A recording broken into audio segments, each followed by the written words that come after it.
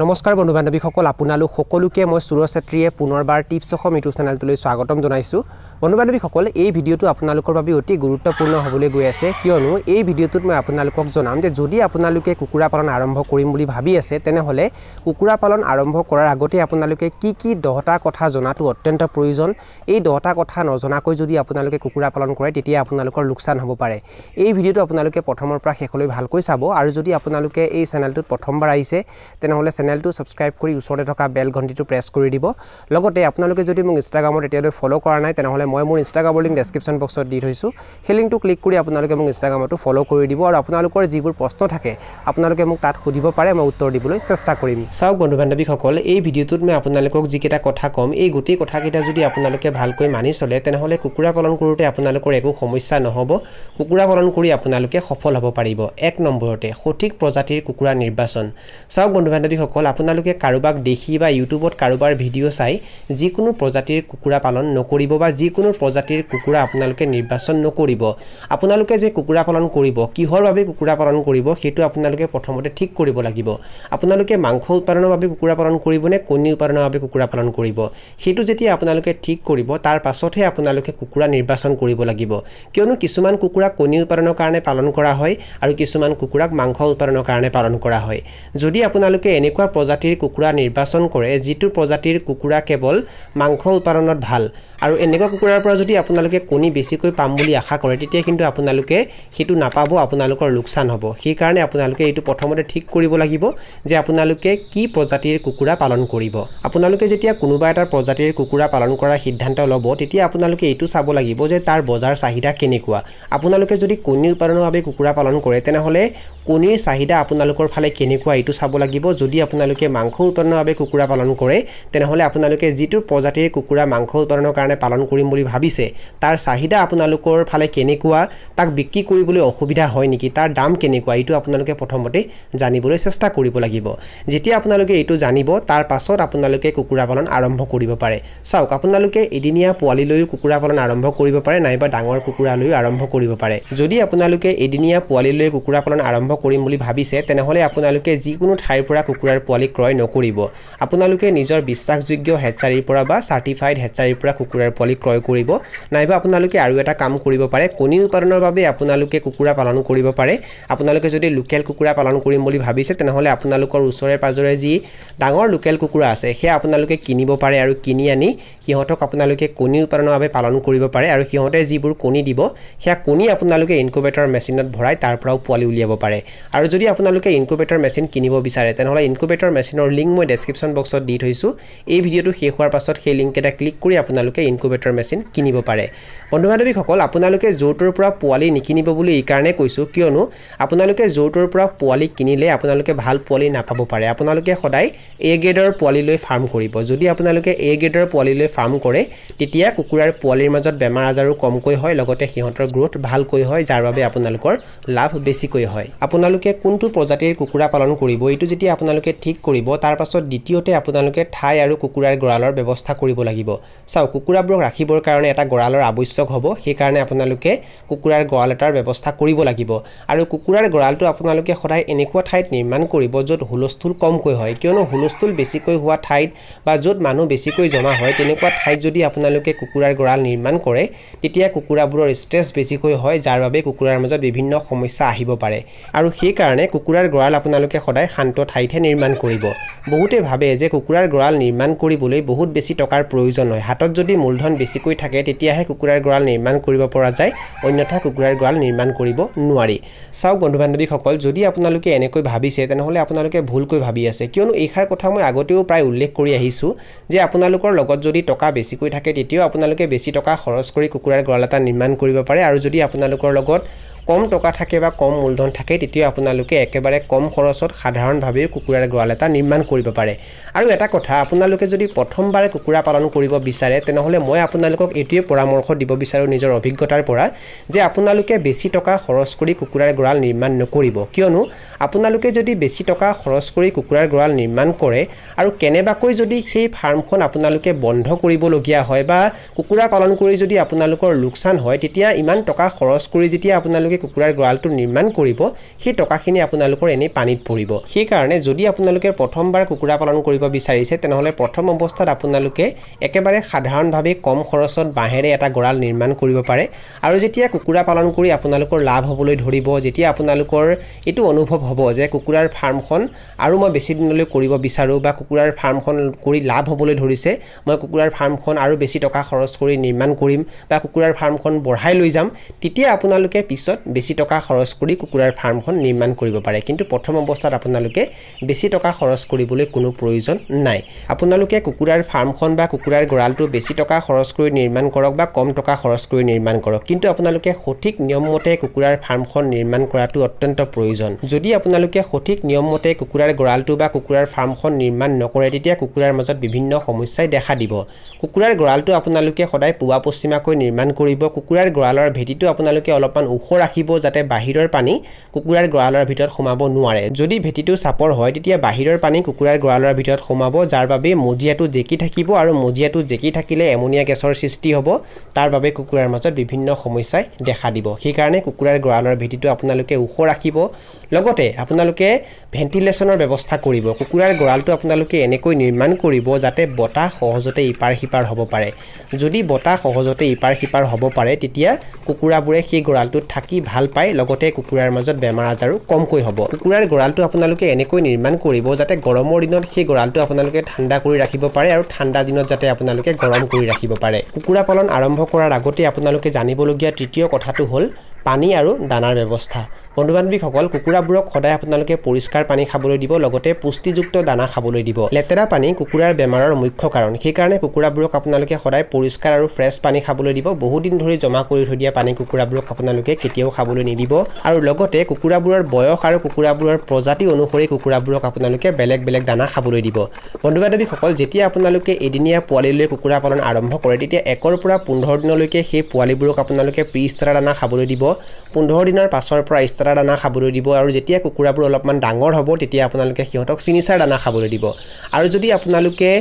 কণী উৎপাদনৰ বাবে কুকুৰা পালন কৰে তেতিয়া কণী উৎপাদনৰ বাবে পালন কৰা কুকুৰাবোৰক লেয়াৰ দানা খাবলৈ দিয়া হয় সেই কাৰণে কুকুৰা পালন আৰম্ভ কৰাৰ আগতে আপোনালোকে এটো জানি ল'ব যে কোনটো প্ৰজাতিৰ কুকুৰাক কি দানা খাবলৈ দিয়া হয় কেনেকৈ খাবলৈ দিয়া হয় আৰু বয়স অনুসৰি কি দানা খাবলৈ দিয়া হয় কুকুৰা পালন আৰম্ভ কৰাৰ আগতে আপোনালোকে জানিবলগীয়া 4 নম্বৰ কথাটো হ'ল কুকুৰাবোৰক বেমাৰৰ পৰা ৰক্ষা কৰা আৰু কুকুৰাবোৰক ভ্যাকচিনেশন কৰা বন্ধু-বান্ধৱীসকল কুকুৰাবোৰক আপোনালোকে ভালকৈ চোৱাচিতা কৰিব লাগিব কুকুৰাবোৰক আপোনালোকে বেমাৰৰ পৰা ৰক্ষা কৰিব লাগিব অন্যথা আপোনালোকৰ ফাৰ্মখন ধ্বংস হৈ যাব পাৰে কুকুৰা পালন কৰিলে কুকুৰাবোৰক যদি আপোনালোকে বেমাৰৰ পৰা বচাই ৰাখিব বিচাৰে তেনহলে প্ৰথমতে আপোনালোকে সাফ চিকুণৰ ওপৰত গুৰুত্ব দিব লাগিব আপোনালোকে জৈৱ সুৰক্ষাৰ নিয়ম নীতিবোৰ ভালকৈ মানিব লাগিব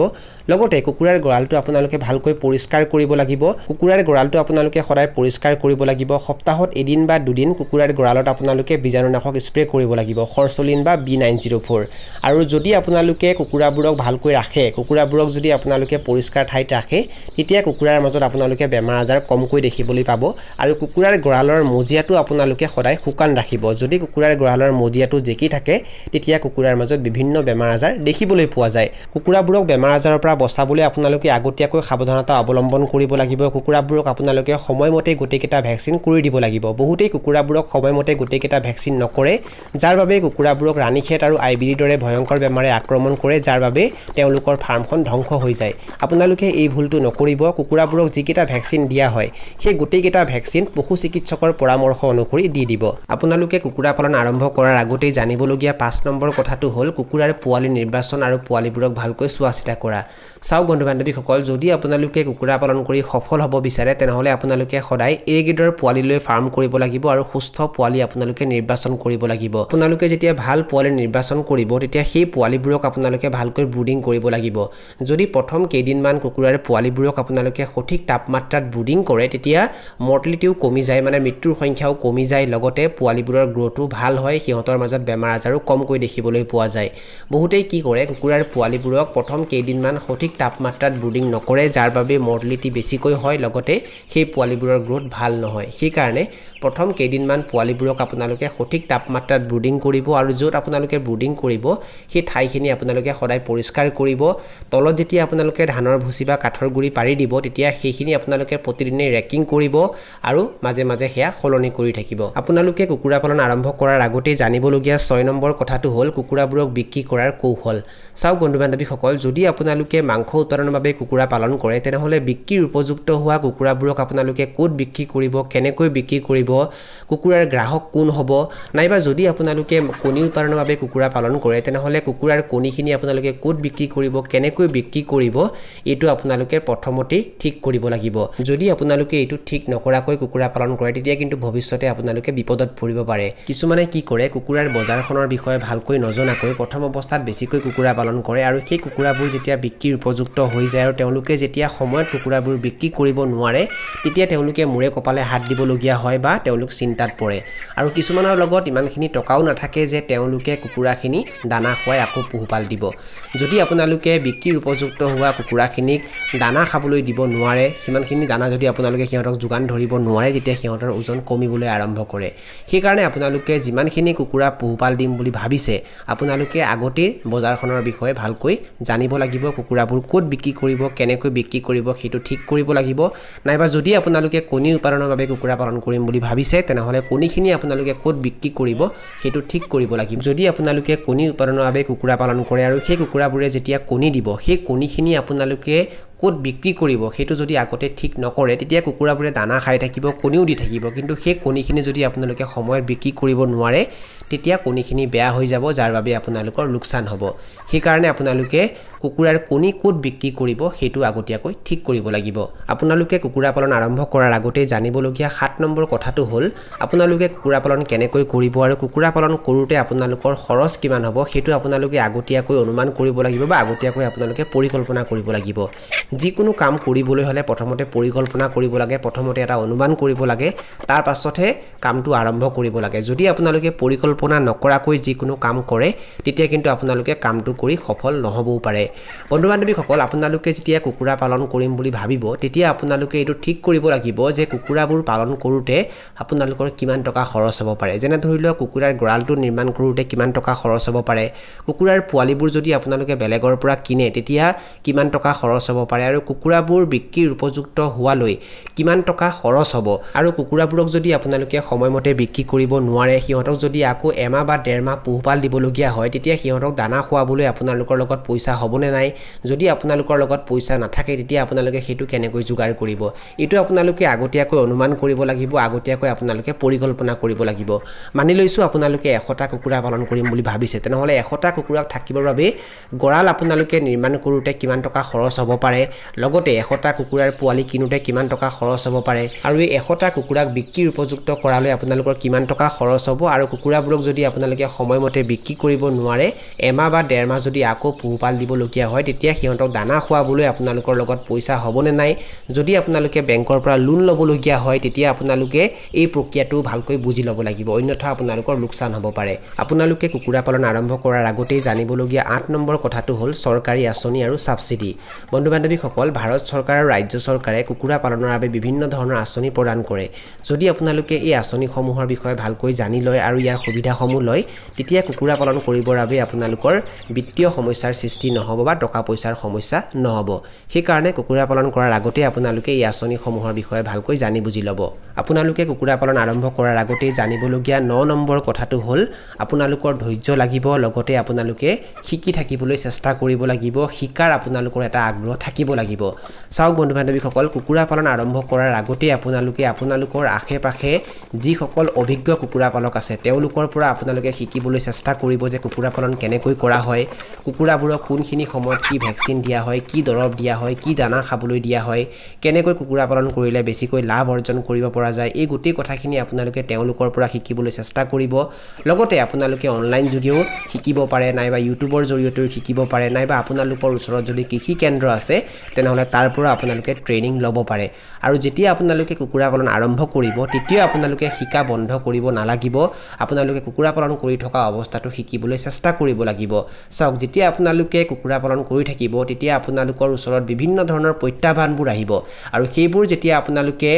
সন্মুখীন হ'ব আৰু সেই সমস্যাবোৰ যেতিয়া আপোনালোকে সমাধান কৰি গৈ থাকিব তেতিয়া আপোনালোকৰ অভিজ্ঞতা বাঢ়িব সেই কাৰণে প্ৰত্যেকটো কথাৰ পৰাই আপোনালোকে শিকিবলৈ চেষ্টা কৰিব লগতে কুকুৰা পালন কৰিলে আপোনালোকৰ ধৈৰ্য লাগিব যদি আপোনালোকৰ ধৈৰ্য নাথাকে তেনেহলে কুকুৰা পালন কৰি আপোনালোকে কেতিয়াও সফল হ'ব নোৱাৰে আপোনালোকে যেতিয়া ইউটিউবত কাৰোবাৰ ভিডিও চাই তেতিয়া হয়তো আপোনালোকে ভাবিব পাৰে যে কুকুৰা পালন কৰাটো একেবাৰে সহজ কাম এটো আমিও কৰিব পাৰিম কিন্তু যেতিয়া আপোনালোকে প্ৰ্যাকটিক্যালি কামটো কৰিব তেতিয়া আপোনালোকৰ সন্মুখত বিভিন্ন ধৰণৰ সমস্যা আহিব আৰু যেতিয়া আপোনালোকে প্ৰত্যেকটো সমস্যা সমাধান কৰি যাব তেতিয়া আপোনালোকে বিভিন্ন ধৰণৰ কথা শিকিবলৈ সক্ষম হ'ব আৰু আপোনালোকৰ অভিজ্ঞতা বাঢ়িব তেনেকৈ আপোনালোকে কুকুৰা পালন কৰি সফল হ'ব পাৰিব আপোনালোকে কুকুৰা পালন আৰম্ভ কৰাৰ আগতেই জানিবলগীয়া 10 নম্বৰ কথাটো হ'ল কুকুৰাৰ দানাৰ খৰচ কম কৰাৰ কৌশল চাওক বন্ধু বান্ধৱীসকল যদি আপোনালোকে কুকুৰা পালন কৰে আৰু যদি কুকুৰাৰ দানাৰ খৰচ কম কৰাৰ কৌশলসমূহ আপোনালোকে নাজানে তেতিয়া কুকুৰা পালন কৰি আপোনালোকে অধিক লাভান্বিত হ'ব নোৱাৰিব বা আপোনালোকে লাভান্বিত হ'ব নোৱাৰিব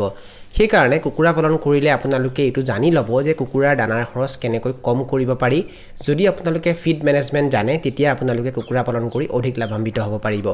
এইখিনি আছিল কিছু তথ্য আপোনালোকক জনালো আৰু যদি আপোনালোকে ভিডিওটো চাই ভাল পালে আৰু ভিডিওটোৰ জৰিয়তে কিবা এটা শিকিব পাৰিছো বুলি ভাবে তেনেহলে অনুগ্ৰহ কৰি ভিডিওটো লাইক কৰি দিব আৰু যিমান পাৰে ভিডিওটো নিজৰ বন্ধুবৰ্গৰ মাজত আৰু পৰিয়ালবৰ্গৰ মাজত শ্বেয়াৰ কৰি দিব এই ভিডিওটো এইখিনিতে সামৰণি মাৰিছো ধন্যবাদ